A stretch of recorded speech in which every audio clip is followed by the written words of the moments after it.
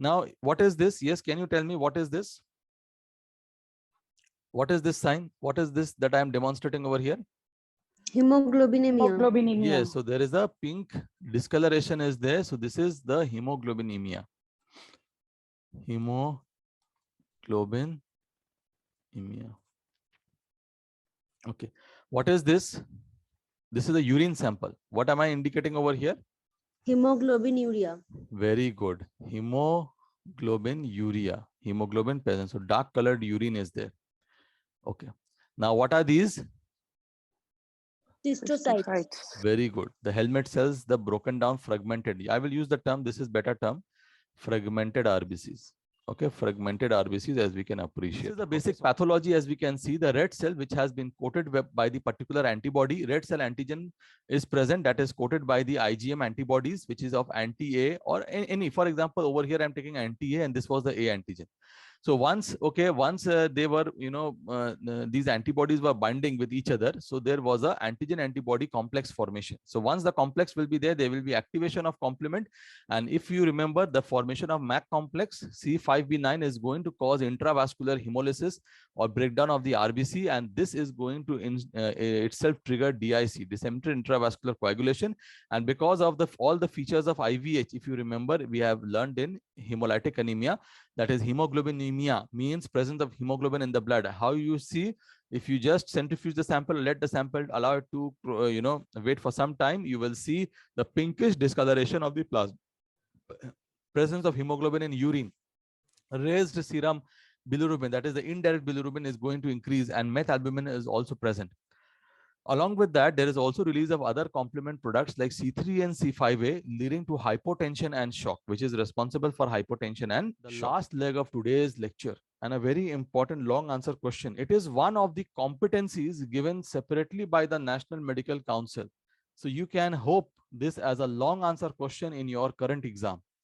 How are you going to investigate a particular case of transfusion reaction? Important both for UG as well as postgraduate. So firstly, you are going to see that the patient is presenting with a certain clinical features of fever, chills, pain at the infusion site or loin pain, hypotension, dark urine or bleeding. So immediately the first step that you will take, you have to stop the transfusion reaction.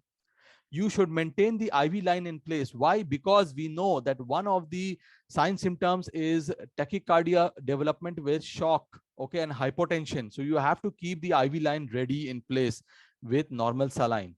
You have to call for emergency management, and you will start doing that. In the meantime, you have to put someone, okay, for checking the blood bag and the paperwork if there is any clerical error. Why? Because this is the most common cause of any severe or fatal reaction that takes place. Second thing, you have to notify the blood bank for the same. Maybe there is a problem, mistake was made by either the medical technologist who is taking the blood sample, or by the nurse, or by the doctor, or by the blood bank technologist, blood bank doctor. So you have to say both of them, because one donor, or maybe there is some problem with the donor product. So you have to notify the blood bank so that the blood bank people can trace the donor products. Okay, and you have to send the blood sample to the blood bank. So what all are you going to send to the blood bank? You are going to send a requisition for a transfusion reaction. You have to fill up a transfusion reaction report form, which is available. Go and see in the ward you have. Every ward has this form. You have to send the blood bag along with the attached intravenous set. The post-transfusion blood and urine samples have to be sent. Why? Why it has to be sent? Because I have to see whether hemoglobinuria or hemoglobinemia is present or not. So documentation of the reaction in the patient chart is very, very important. Yes. Today we are going to do the last part of the blood banking, that is the adverse blood transfusion reaction. So basically the adverse blood transfusion reaction, it can be divided into two important parts. Okay, it can either be acute or immediate, adverse transfusion reactions taking place less than 24 hours, or it might be delayed, which is taking place more than 24 hours. It is a very important exam question that is basically asked. Okay, so you can divide the adverse blood reaction into two main types. Okay, acute and delayed. So what are the acute adverse blood reactions that we know of? Acute hemolytic transfusion reaction, febrile non-hemolytic transfusion reaction, allergic reactions, anaphylactic reactions, transfusion associated lung injury, volume overload conditions, bacterial contamination of the donor unit. Whereas in the delayed type of transfusion reactions, we have delayed hemolytic transfusion reaction, transmission of infections, iron overload, graft versus host disease, and post-transfusion purpura. We are going to understand with the help of diagrams and concepts each and every one of these terms. So let us see what are the main causes of transfusion related death. So which transfusion reactions are very important and dangerous and might even lead to death?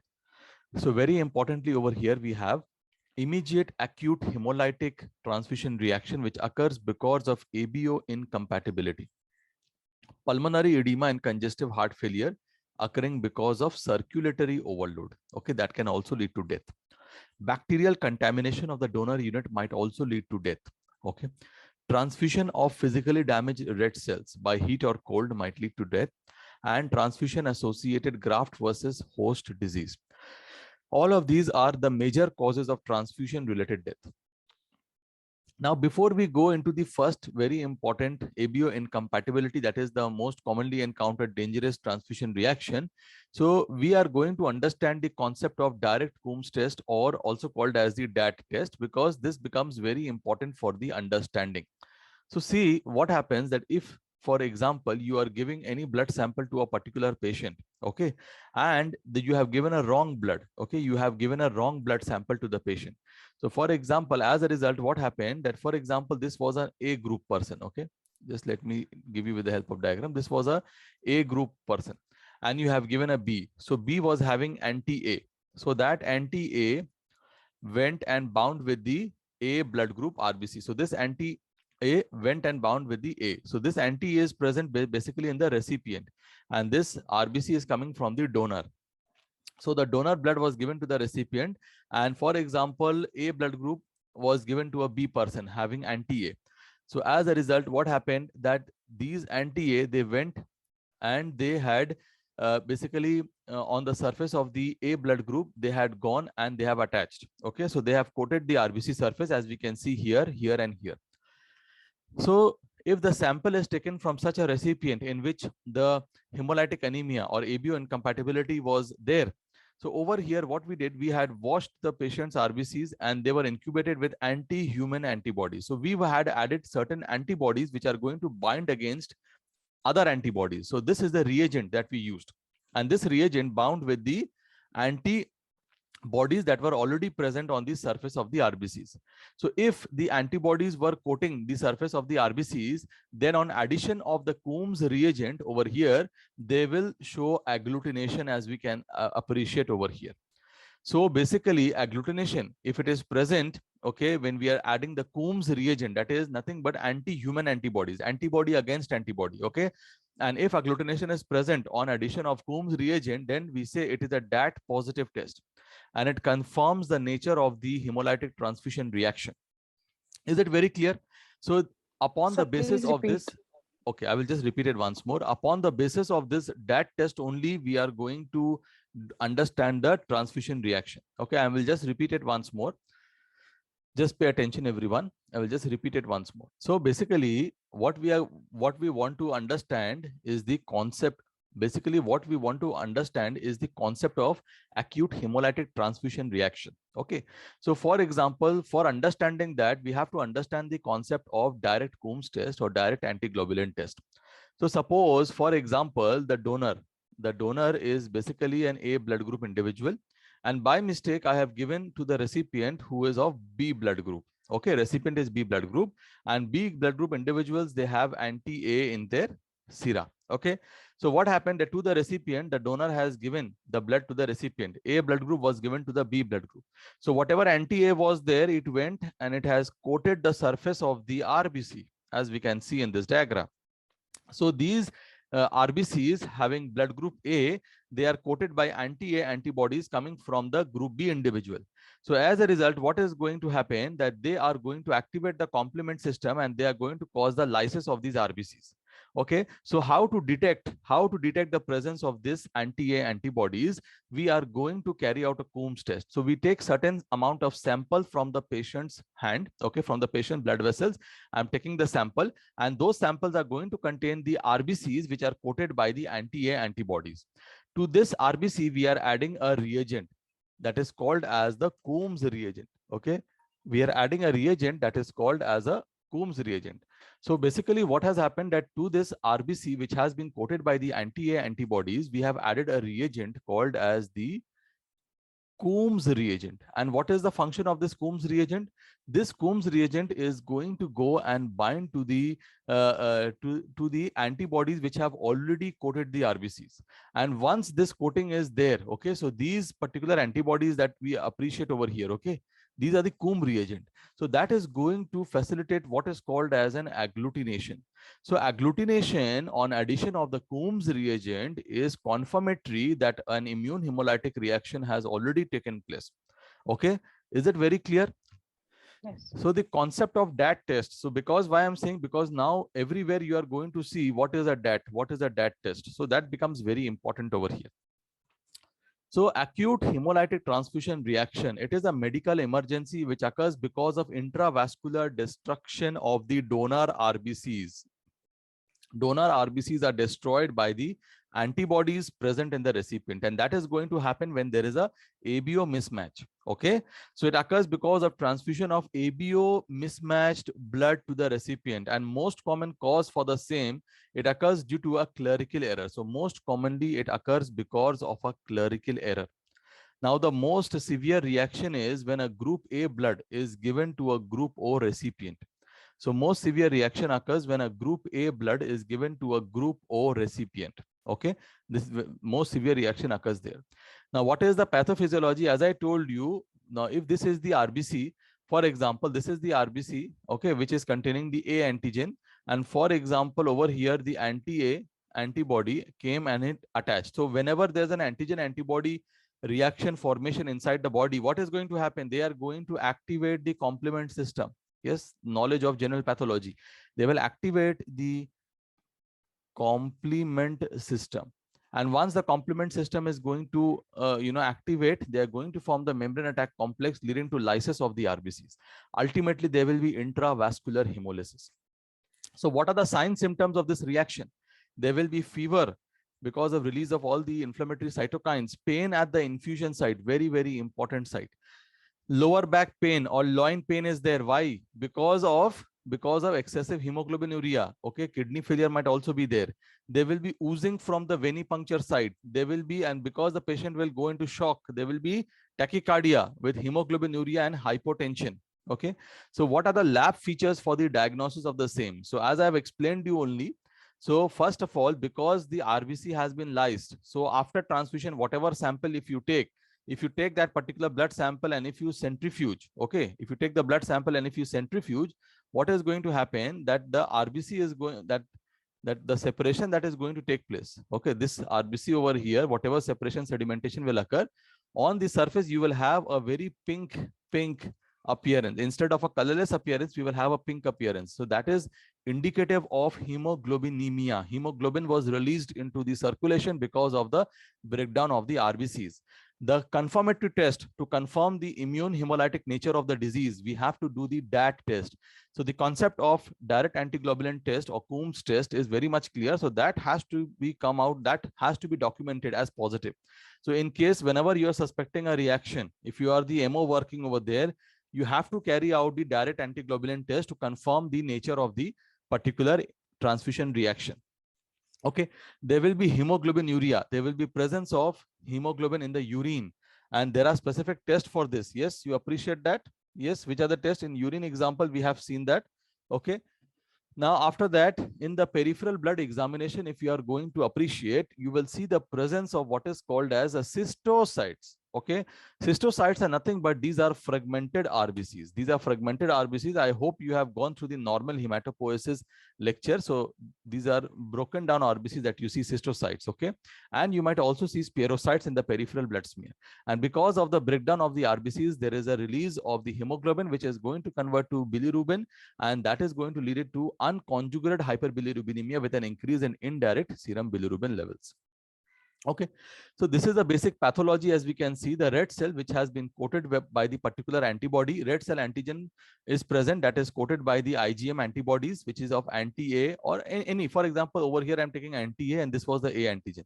So once they were, these antibodies were binding with each other, so there was a antigen antibody complex formation. So once the complex will be there will be activation of complement, and if you remember, the formation of MAC complex C5b9 is going to cause intravascular hemolysis or breakdown of the RBC, and this is going to itself trigger DIC, disseminated intravascular coagulation. And because of all the features of IVH, if you remember, we have learned in hemolytic anemia, that is hemoglobinemia, means presence of hemoglobin in the blood. How you see, if you just centrifuge the sample, let the sample, allow it to wait for some time, you will see the pinkish discoloration of the plasma, presence of hemoglobin in urine, raised serum bilirubin, that is the indirect bilirubin is going to increase, and methalbumin is also present. Along with that, there is also release of other complement products like C3 and C5a, leading to hypotension and shock, which is responsible for hypotension and shock. So I hope this is very clear. Sometimes this is asked as a full question, as a long answer question, the acute hemolytic transfusion reaction. In that case, you have to explain everything in details, including the clinical features and the laboratory features. Okay. Now, what is this? Yes, can you tell me what is this? What is this sign? What is this that I am demonstrating over here? Hemoglobinemia. Yes, so there is a pink discoloration is there. So this is the hemoglobinemia. Hemoglobinemia.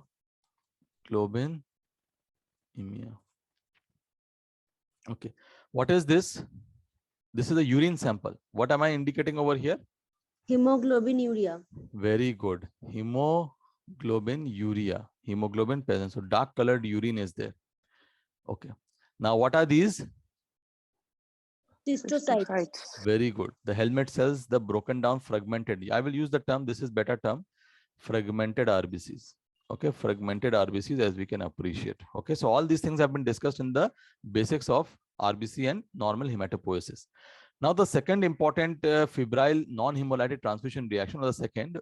Now in usual, okay, whenever you are going to transfuse, okay, very commonly you are going to see that the patient will have chills, and the patient will have chills as well as rigors. Okay, so this is very common in this patient. This will be very commonly seen. So most common transfusion reaction, if you see, is the febrile non-hemolytic transfusion reaction. It is the most common transfusion reaction, the febrile non-hemolytic. Now, why am I using? So before also we were getting a febrile transfusion reaction, but it was hemolytic in nature, and the hemolytic nature was confirmed by, yes, which test? By the DAT test, also called as the Coombs test. So that was used over there. So remember, febrile non-hemolytic transfusion reaction is the most common transfusion reaction, accounting for 1% of all the transfusions. Okay, so around 1% of all the transfusions are going to present with febrile non-hemolytic transfusion reaction. Okay, that is out of 100 transfusion, 1 or 2 patients will show this. So what is the definition of this? There is an unexplained rise of temperature of at least 1 degree centigrade during or shortly after transfusion. Okay, so unexplained rise of temperature of at least 1 degree centigrade during or shortly after transfusion. And what is the cause of this? It is the release of pyrogenic cytokines. Which are the pyrogenic cytokines? Yes, can anyone tell me? IL-1. TNF, interleukin 1, interleukin 6. Yes. Okay. So basically the pyrogenic cytokines are released by the WBCs, and it is common in multiply transfused patients. The signs symptoms are fever, chills, tachycardia. This is what it is. We give antihistamines, we give Phenergan to the patient in that situation. Okay. Now, bacterial contamination of donor unit. So bacterial contamination of donor unit, it is dealing with the transfusion of infected blood product. So most commonly it is seen with platelet concentrates. Why? Because platelets are those blood components which are stored at 20 to 24 degrees centigrade, and it is at this temperature it promotes bacterial proliferation. So what are the organisms which are very commonly involved in the platelet products? Gram-positive coccus like Staphylococcus aureus, Bacillus cereus are the implicated ones among the RBCs. Yersinia, Serratia, and Pseudomonas plays a major role in infection. So the patient will be presenting with a very high grade fever with rigors, shock, and hypotension. So very important, these pictures or this sign symptom is very common even in your acute hemolytic transfusion reaction. So how are you going to differentiate? Very importantly, you are going to see that the DAT test is coming out to be negative over here. Okay, so very important, the lab diagnosis is made when you are going to inspect that particular blood bag. That blood bag will show discoloration, there will be presence of clots, and there will be presence of cloudiness. Okay, so there is cloudiness, clot, discoloration. Now, second thing that you can do, you have to send the blood sample of the recipient for gram staining and blood culture to isolate the organism over there. And over here, as I explained, the Coombs test will come out to be negative. That is how it is going to differentiate it from the other causes. So this is the blood bag. If you can appreciate, can you see the bubbles? Yes, the cloudiness, bubbles, discoloration that we appreciate over here. Okay, so this becomes very, very important at this point of time. Okay, so you have to visually inspect. So if you remember, you have to visually inspect and you have to rule out any kind of gas bubbles. If you can appreciate, as over here you can see any kind of discoloration, if you can appreciate over here, as you can see gas bubbles, discoloration, or any kind of cloudiness, if you see, you always visually inspect it. As a medical officer working, you should always inspect this particular. Okay, Can't hear, sir. yes, yes, is it clear now? You should always visually inspect the bubbles, discoloration, and also the cloudiness that you see the bag before you are going to transfuse the blood to the patient. Very clear now? Is the voice audible now? Yes, sir. Okay. Now, very important, another important long answer question. The first long answer question we have already discussed, the acute hemolytic transfusion reaction. You have to discuss the Coombs test in details, as I've explained already. The second very important thing is the transfusion associated lung injury called as a TRALI. Very important question, always asked in the exam, in the Viva also, and I don't know why everyone is not being able to answer this question. Very easy one. Okay, the transfusion associated lung injury is an acute respiratory disorder manifesting 1 to 2 hours after the transfusion, presenting with the fever, chills, dyspnea, dry cough, and hypotension. Now it is severe and frequently fatal in nature. The incidence fortunately is very low. So there are two hit hypotheses is there for this. So accordingly, according to the two hit hypothesis for the pathogenesis of TRALI, the first hit is that the lung microvasculature or the lung endothelium shows an increased expression of adhesion molecule. And this increased adhesion molecule is leading to neutrophil sequestration, because excessive amount of adhesion molecule expression is going to lead to the neutrophil. They will capture the neutrophils over there. So the first thing is increased expression of adhesion molecules leading to neutrophil sequestration. The second event over here is the release of cytokines that leads to priming of the neutrophils. They make the neutrophils prepared for the next reaction. Okay. Now the second hit over here, if we see the second hit over here that we see, it leads to activation of the primed neutrophils. The primed neutrophils, they become activated by the factors which are present in the transfused blood products. Okay, so the second hit leads to the activation of the primed neutrophils by the factors present in the transfused blood products. So what factors in the transfused blood product is causing the activation of the neutrophils? Okay, it is the antibodies which are present in the transfused blood product.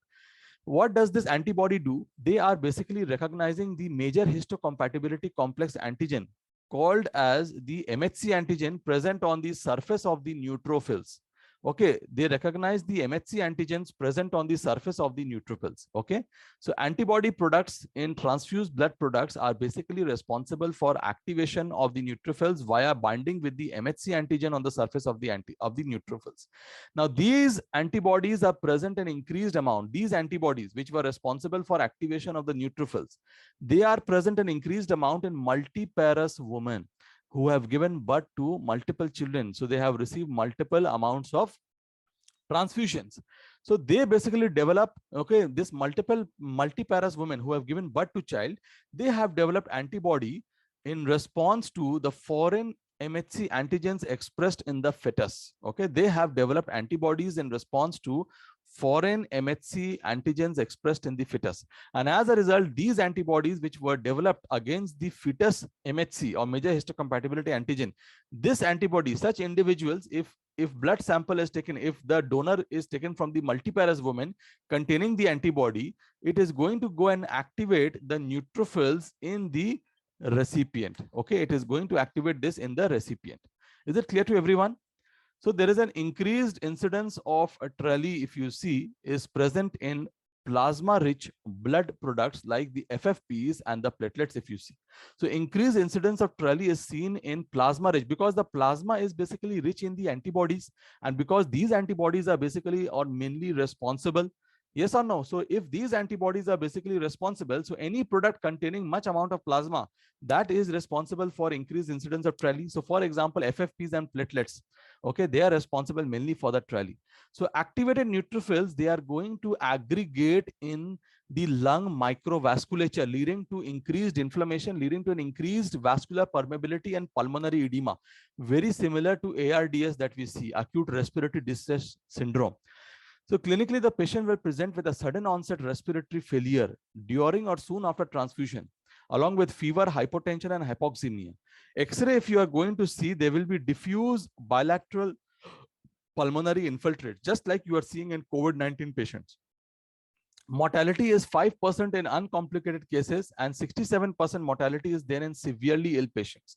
Now, TRALI is something which is important to recognize, since the donor products that induce the complication in one patient, they are more likely to do it in the second patient. Okay, and this is the X-ray, if you can see. Yes, in case of the TRALI, you can see haziness throughout the lung. In both the lung, you can see the haziness leading to increased pulmonary edema. Okay, is it very clear to everyone? Any doubts you are having with regards to the TRALI? Anyone? It's a long answer question. If you have any doubt, you clear it now. So why platelets? Why after transfusion of platelets the incidence is high? Plasma because yes, because if you have read the blood components, if you see there are two components. Blood is having the plasma and it is having the cellular component, that is the RBC. So after we separate, it is from the plasma component that we are getting the platelets and FFPs and others. So platelets also contain some amount of plasma. So wherever plasma is there, the amount of antibodies are high in the plasma. So with this product, where the concentration of antibody is high, you will get. Is it clear now? Okay, sir. Okay. Okay.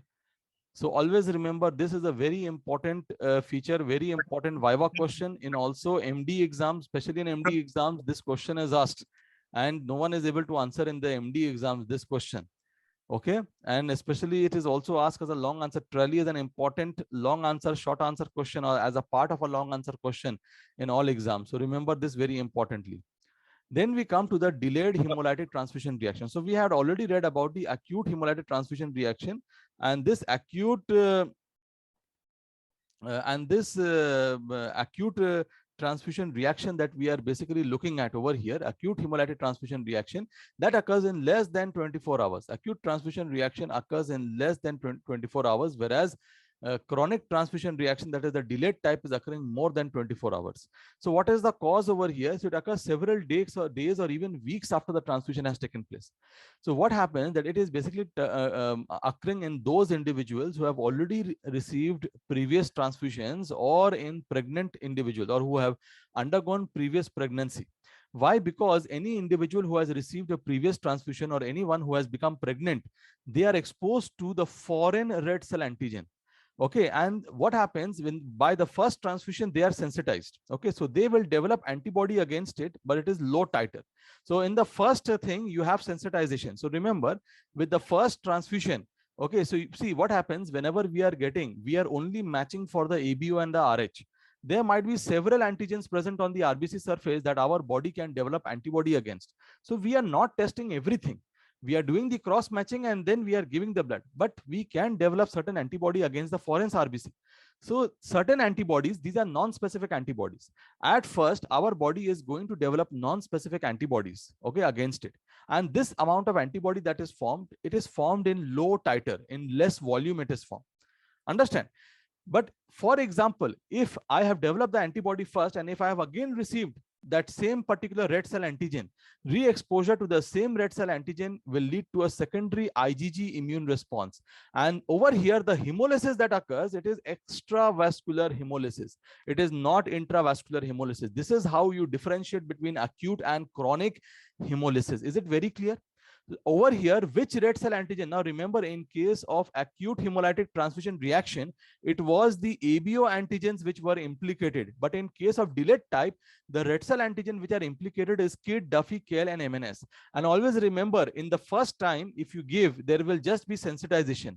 If in the second time we are transfusing, then only you are getting. And over here, in case of acute type, we were having intravascular hemolysis. Over here, we have extravascular hemolysis. Is this very clear to everyone? Yes, very clear. What is the cause of delayed type of hemolytic transfusion reaction? Yes, and the antigens which are responsible. Now the signs symptoms are very similar to the acute type. Okay, there will be fever, mild jaundice, mild anemia. The lab diagnosis will be very similar to the acute type of ABO, and even the DAT test is positive. Why? Because over here also there is an immune basis is there, so that will be positive. The only thing is it is occurring few days or even weeks after the primary transfusion. Okay, so very importantly, the difference between acute and delayed type of transfusion reaction. So the type of the antibodies which are involved is anti-ABO, whereas over here the type of antibodies is anti-KIT, Duffy, KL, MNS, because these are the antigens involved here, and over here the antigens involved are the ABO antigens. So the nature of the antibody for the acute reaction is the naturally occurring IgM antibodies are involved. Over here, these were immune mediated. And if you remember my first lecture, I told you any antibody which is induced, okay, will always be of IgG nature. Okay, always remember this. Now, the time of appearance of this reaction occurs within minutes, in less than 24 hours, whereas it occurs more than 24 hours after several days or weeks. The site of hemolysis, it causes intravascular, it causes extravascular hemolysis. And over here, the signs symptoms are very similar, but features of acute renal failure, DIC, they are not there. Features of shock will not be there in case of delayed type. In delayed type, there is a fever with mild jaundice and anemia. That's it. Okay, but over here, signs symptoms of DIC and shock will be there. Is it very clear to everyone? Any doubts you are having with regards to the delayed type of hemolytic transfusion reaction? I hope this is very clear to everyone. Okay. Now, to sum up the febrile transfusion reaction. So what are the febrile transfusion reactions that we see? So this is an important viva question. Acute hemolytic transfusion reaction, febrile non-hemolytic transfusion reaction, bacterial contamination of donor unit, TRALI, and delayed hemolytic transfusion reaction. So all of these, they come under the heading of febrile transfusion reaction. So sometimes as a short note, they will just give you febrile transfusion reaction wherein you have to discuss these 5 entities. Then we have the anaphylactic reaction. Now it is a rare reaction. It is not very common, rare reaction which occurs in individuals who are deficient in IgA antibodies. So as a result, these individuals who are deficient, they develop anti-IgA antibodies. So in such individuals, this anti-IgA antibodies are there. Okay, so if you are giving a donor blood which is rich in IgA antibodies to individuals having anti-IgA, that is an IgA deficient individuals, there will again be antigen antibody reaction. The IgA will bind with anti-IgA antibody. So antigen antibody formation, wherever it will be, there will be complement activation leading to release of anaphylatoxins like C3 and C5A, leading to acute hypotension, shock, and dyspnea. Is it very clear, the anaphylactic reaction? Then the second very common transfusion reaction, the first very common was which one? Febrile non-hemolytic was the most common, febrile non-hemolytic. Now over here, the allergic reaction is the second most common transfusion reaction, characterized by type 1 hypersensitivity reaction to certain donor plasma protein. So you have mild urticaria, rash, pruritus, so you are giving Phenergan to the patient for the same. Okay. After this, we have transfusion associated circulatory overload, also called as a TACO. So what is this? So if you are giving a lot of blood product, massive transfusion is being done. Okay, if cardiac or renal impairment is present in a patient, okay, and or the transfusion rate is very rapid, okay, or especially in infants and elderly, where the heart is not that much well developed, there's an increased risk of circulatory overload. The prevention is to use packed RBCs instead of the whole blood. Again, iron overload and transfusion hemosideris, especially in patients of thalassemia or hemochromatosis. So each unit of blood that you are transfusing is containing 200 milligrams of iron. So long-term transfusion can lead to systemic deposition of iron, that is called as systemic hemosiderosis, that can lead to the parenchymal disease. Okay, so the prevention is you have to use chelating agents like deferoxamine or deferriprone. Now, again, a very important concept is post-transfusion purpura. Again, a postgraduate question, favorite question in MD DNB exam. Okay, and most of you do not answer this. I don't know why. It's a very easy concept. What is the meaning of the post-transfusion purpura? So sudden thrombocytopenia and bleeding developing 5 to 12 days after transfusion of the blood products containing the platelets in a multiparous woman. So what is happening? Whatever platelets you are giving, it is not working. It is a very commonly encountered problem. Those of you who have attended the hematology postings, if you have a dedicated hematology unit, okay, for cancer treatment patients, you will encounter this very, very frequently, post-transfusion purpura. So over here, if you see, try to understand what is happening over here. Over here, the major victim is the mother. So what happens? First time, what happens that the fetus platelet, okay, is containing one antigen called as the HPA1A antigen, and that is crossing to the mother. So once this platelet is entering the mother is going to produce the antibody against this platelet antigen, that is anti-HPA1A antibody. Now this antigen, this antibody initially is of low titer. So we will say that for the first pregnancy, the mother has been sensitized. Now, for example, after pregnancy, the mother has required blood transfusion from the donor for any other reason. The same mother who has been sensitized, now, if the donor platelet contains the same antigen, that is the HP1A antigen, all of the donor will not contain. But so, for example, by chance, the donor platelet is containing the HPA1A antigen, and again this is transfused to the mother. In that situation, the mother who is already sensitized is containing the antibodies against the HPA1 antigen. So as a result, this anti-HPA1 antibody is going to attack and destroy the platelet. So there will be destruction of the HPA1 positive platelets. Okay, so very importantly, you understand now, not only the platelets containing this antigen will be destroyed, but subsequently any platelets which are lacking this particular antigen are also destroyed. So the mechanism of destruction of HPA1A negative platelet cannot be explained, but they are also destroyed. Is this very clear to everyone? The concept of post-transfusion purpura? Yes, clear to everyone, the concept of post-transfusion purpura? Okay. Transmission of infections, we have already discussed in details in the last lecture, so I'm not discussing that. Already a separate topic was there. Okay, so now we are going to understand about the transfusion associated graft versus host disease.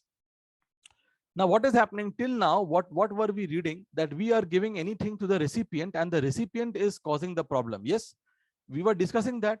But now we are discussing the graft, the whatever RBCs I am giving or whatever blood product I am giving, they are only attacking the host. Okay, so they are only attacking the host. So it is very rare, but it is a very lethal complication of transfusion. The mortality rate is 90%. So for example, this is a blood product. For example, this is a packed RBC I am giving, for example. And this packed RBC is containing certain immunocompetent lymphocytes. Now, this lymphocyte present in the donor product, it is mounting an immune response against the recipient. Okay, so who are at risk? Those individuals in whom their immune system is deficient, in immunodeficient individual. So what is the treatment of choice? You give irradiated blood product. Irradiation is going to remove all this immunocompetent lymphocyte. Okay, very clear. Transfusion associated GVHD. The sign symptoms are the same as GVHD, that is fever, rash, vomiting, diarrhea, abnormal LFTs will be there, skin reactions, rashes will be there. Also, there can be a complication associated with a massive transfusion of blood. So it refers to the transfusion of a stored blood, which is equal to the patient's volume in 24 hours. So if you are giving in 24 hours around 5 to 6 liters of blood, okay, then it is going to cause a massive transfusion reaction. Now, stored blood, okay, they show loss of 2,3 DPG. They have a reduced pH. There's a loss of ATP, loss of platelet function, and depletion of coagulation factors in the stored blood. So when you rapidly transfuse large volume of stored blood, it is going to cause dilution of the platelets and the coagulation factors. Okay, it is also going to cause hyperkalemia because of the release from stored RBC. Potassium is released from the stored RBC. So hyperkalemia, it can cause hypocalcemia because of binding of the calcium by the citrate that we are using, okay, in the anticoagulant, in the CPDA. Okay, hypothermia can occur because of the massive amount of cold blood transfusion, and the patient might develop ARDS because of the consumptive coagulopathy because of depletion of the coagulation factor, leading to DIC, ARDS, shock. Okay, all this. Is this very clear to everyone? The complications of massive transfusion, transfusion associated GVHD. Yes, any doubts anyone is having? Okay. So now we are going to discuss the last leg of today's lecture, and a very important long answer question. It is one of the competencies given separately by the National Medical Council. So you can hope this as a long answer question in your current exam. How are you going to investigate a particular case of transfusion reaction, important both for UG as well as postgraduate? So firstly, you are going to see that the patient is presenting with a certain clinical features of fever, chills, pain at the infusion site or loin pain, hypotension, dark urine or bleeding. So immediately the first step that you will take, you have to stop the transfusion reaction. You should maintain the IV line in place. Why? Because we know that one of the sign symptoms is tachycardia development with shock, okay, and hypotension. So you have to keep the IV line ready in place with normal saline. You have to call for emergency management, and you will start doing that. In the meantime, you have to put someone, okay, for checking the blood bag and the paperwork if there is any clerical error. Why? Because this is the most common cause of any severe or fatal reaction that takes place. Second thing, you have to notify the blood bank for the same. Maybe there is a problem, mistake was made by either the medical technologist who is taking the blood sample, or by the nurse, or by the doctor, or by the blood bank technologist, blood bank doctor. So you have to say both of them, because one donor, or maybe there is some problem with the donor product. So you have to notify the blood bank so that the blood bank people can trace the donor products. Okay, and you have to send the blood sample to the blood bank. So what all are you going to send to the blood bank? You are going to send a requisition for a transfusion reaction. You have to fill up a transfusion reaction report form, which is available. Go and see in the ward. You have, every ward has this form. You have to send the blood bag along with the attached intravenous set. The post transfusion blood and urine samples have to be sent. Why it has to be sent? Because I have to see whether hemoglobinuria or hemoglobinemia is present or not. So documentation of the reaction in the patient chart is very, very important. So this is the step that you should take. Okay. So all the steps that we have discussed over here, all reactions following the blood transfusion should be considered as hemolytic in nature until it is proved otherwise. So as I'm saying, the steps, the transfusion should be immediately stopped, leaving open the line, IV line for NS to prevent or to treat the shock. All the paperwork, the blood bag should be checked for clerical error. More than 90% all the causes are because of clerical error. The blood bank is immediately informed, and the blood bag administration set, post transfusion blood samples and urine samples sent to the blood bank. So what are the evidence of hemolysis that we will see? So very important, as I told you, the post transfusion recipient blood, if you are going to cause centrifugation, the supernatant plasma that you see is pinkish, shows pinkish discoloration, which is basically suggestive of hemoglobinemia. This is one sign. Visual examination of the patient's urine, you can understand what is hemoglobinuria, as I already showed the diagram. The peripheral blood smear containing the fragmented RBCs that I have already shown you, along with the spherocytes, and you do some biochemical tests like serum bilirubin levels, that is also raised over here. This is the evidence of hemolysis is there. You can also perform the DAT test. Now, evidence of the blood group incompatibility, you perform the DAT test, that is the Coombs test that I have already explained in today's lecture. in both the pre-transfusion and the post-transfusion sample. In both the samples, you do it and you see the confirm the ABO incompatibility. Because if the pre is not showing and the post is showing, that means there was a group incompatibility. So positive that test in the post sample and negative in the pre, that is basically leading to immunological hemolytic transfusion reaction. So pre-test was done normally, everything was all right. But after, for example, when the post-transfusion sample was taken and it is showing a positive that test, that means there was some clerical error, some problem was there. So you have to repeat the ABO grouping in the pre and the post-transfusional samples as well as in the donor unit. So you have to match the pre and post-transfusion samples of the recipient with the donor unit again. And you have to repeat the cross match also. So all these tests are done so as to justify the blood group incompatibility. Now, investigation to detect any complications. For example, to rule out the DIC. In DIC, all the coagulation screen, the PT, APTT, okay, FDPs, all these are increased. So you see the peripheral blood smear, you see the coagulation screen, you also do the FDPs, fibrin degradation products also. To rule out acute renal failure, we have to do the blood urea, creatinine, and the electrolytes as well. Okay, if there is any acute renal failure. So these tests are done to rule out any complications that has developed. And also, if you are thinking, if the cause is still not clear, you're thinking maybe bacterial contamination was the basic cause. So you go for a bacteriological culture as well. Okay. So this is all about the adverse blood transfusion reaction.